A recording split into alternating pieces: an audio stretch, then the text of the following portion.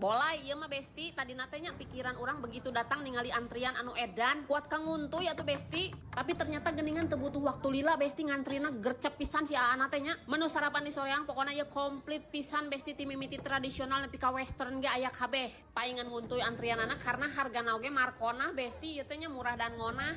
Hayang jajan naon-naon oge teu kudu celek ka ditu celek ka dieu di dieu aya kabeh. Biasana kan lamun sarapan teh sangu koneng deui, gorengan deui Besti tadi dieu mah pilihanana tuh loba pisan aya jupa lontong kari 10 ribuan geus kitu teh bandrek bajigur anu pendek ngajelegur 5 ribuan sagelas nate. Cenah mah mulai hari teh dengan sarapan biar tidak kesurupan Besti. Tong hariwang teka bagian tempat karena sitting areana lumayan luas aya di tukang oge nu sasaungan Besti bisa melihat pemandangan sawah.